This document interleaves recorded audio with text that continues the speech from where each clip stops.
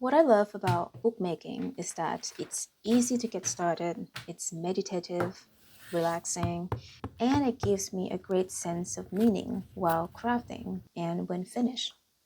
Not only do I get to make a notebook that is durable and functional, but I also get to give a second life to the stuff I already have or stuff from a nearby thrift store. It supports my lowest values really well. Today, I'm showing you the basic process of how I make a tiny hardcover book and the final results of the books of different secondhand fabrics as bookcloths. Here's some secondhand fabric I got. This time, it's a mix of brighter colors and patterns, which I'm excited about. This is not a tutorial, but an overview of my bookmaking process. If you want a deep dive explanation of the tools and materials, the template measurements, and step-by-step guide on how to make a tiny hardcover book, check out my free tutorial and my workshop, links in description.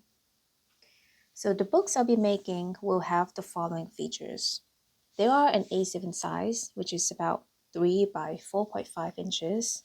The paper inside is scrap paper or empty paper I already have. The covers are wrapped in secondhand fabric. They're bound with French link and kettle stitch. And they have endbands and beautiful spine grooves as cosmetic elements. Now that you see a clear image of what I'm about to make, let's begin. I start by preparing the paper that goes into the book. It's called signatures. Sometimes I use recycled paper with one empty side or blank paper I already have.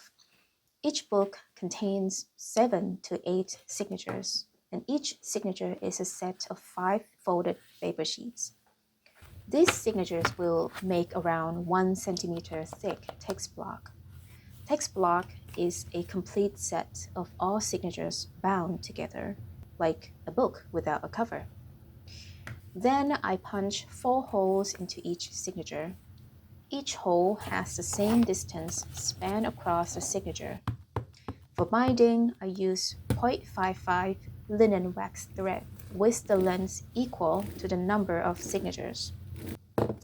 French link and kettle stitches are basic binding methods that are quite easy to do.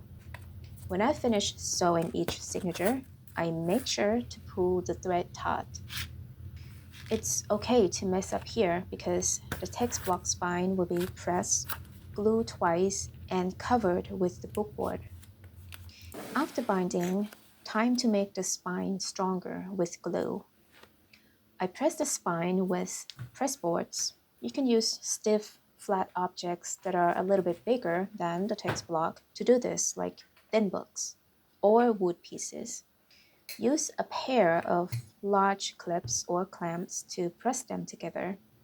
Then I brush the PVA glue on the spine. Leave for about half an hour to dry. While waiting, time to prepare bookcloths. To turn a normal fabric into a bookcloth, I normally back it with paper, or it's called paper backing the fabric. This process adds more body to the fabric and makes it a little bit easier to glue when assembling the book. The type of fabric that I want paperback is jeans because it's already bulky and can handle the glue quite well. The easiest and quickest way to paperback a fabric is to use an iron-on adhesive sheet, like heat and bond sheet, to stick on the fabric and then sandwich it with a thin sheet of paper using an iron-on to process. Iron-on adhesive is easy to find in a craft store. The slower way and less wasteful way is to apply glue onto the thin paper sheet, like packing paper, and stick it to the fabric. One caution is it's tricky to do with plain dark fabric because the glue can easily seep through and create glue marks. Therefore, lighter color fabric is more ideal for this method as glue marks tend to be less visible. Now you have the book cloth ready for the book cover. Now let's go back to work on the text block. I'm adding a bit more elements to the text block, which are mull and inbands. Mull is a piece of fabric that strengthens the text block spine. It is glue onto the spine. You can use any thin piece of fabric for this. I tend to use my white cotton fabric, which is an all large curtain, and it could last me a lifetime. End bands are strips of fabric attached at both ends of the text block spine as decoration. Since they sit between the text block and the bookboard, they help cover any uneven signatures fairly well. They are pre-made end bands you can buy as a set and pray that they will pair well with the bookcloth you have. If they don't, you can use the same bookcloth fabric to make the end bands yourself. This ensures that the end bands will get along well with the bookcloth and won't steal the scene. Unless you intend to create a contrast look or add a pop of color to your book, then choose the end band color that is opposite to your bookcloth. I remove the text block from the press boards and clamps, reset it to stand and glue on the mull and end bands. Leave to dry for another 15 minutes. While waiting, I cut the paper chipboard to make the bookboard. Paper chipboard is a dense and stiff paperboard, and that's why it's great for bookboard. There are two sizes I use, the 45 points and the 80 points. The 45 points is about 1 millimeter thick, while the 80 point is about 2 millimeter thick. How I pick which chipboard size is based on the fabric type and the book's appearance I aim for. And here's my simple formula for fabric and chipboard pairing.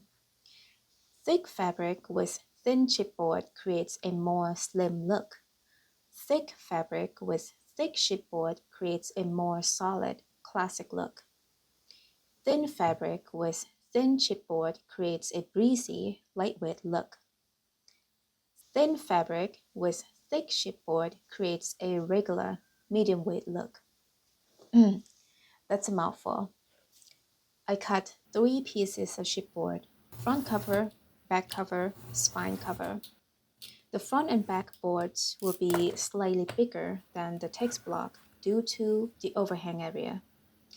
Then I test fit the bookboard with the text block, leaving gaps between the spine and cover boards as hinge gaps.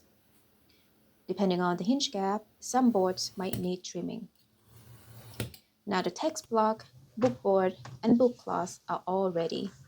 Next comes the assembling process.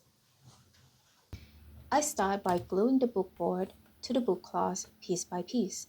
Press them with a hand press or any flat bottom object would do. Leave enough space all around the boards as flaps. Trim the corners, glue the long side flaps, and then the short side.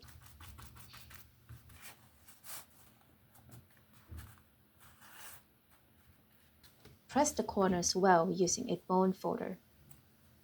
After that, I glue the end pages on both sides of the text block. Place the text block spine at the center of the spine board. Lift the front and back cover. Pinch the spine with the hinge gaps to help center the spine and slowly close the book. Press really well. Smooth out the end pages with some soft material like a piece of foam. Leave the book overnight to let it settle. Place 2 skewers on the hinges to make the spine grooves permanent. Press the book in a finishing press if you have one, or if not, then you can use bricks or really heavy books or objects to put on top to give the book the pressure it needs. And check on it the next day. And here's the results of the books with various types of book cloths. I cannot get enough of the book cracking sound. You know what I'm talking about? The sound when you first open a freshly made book. Nothing is more satisfying. Here, take some time to soak in the beauty of the finished books that are ready to accompany you everywhere.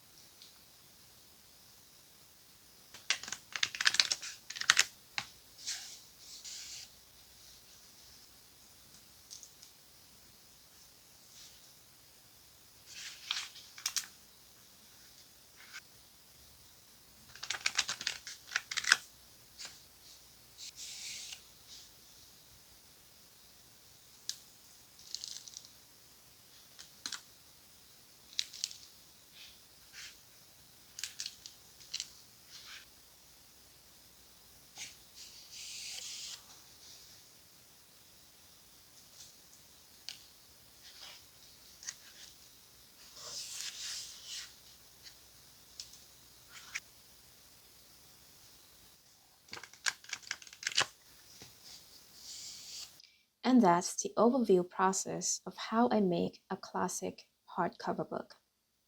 Again, if you want a deep dive explanation of the tools and materials, the template measurements, and a step-by-step guide on how to make a tiny hardcover book like these, check out my free tutorial and the workshop.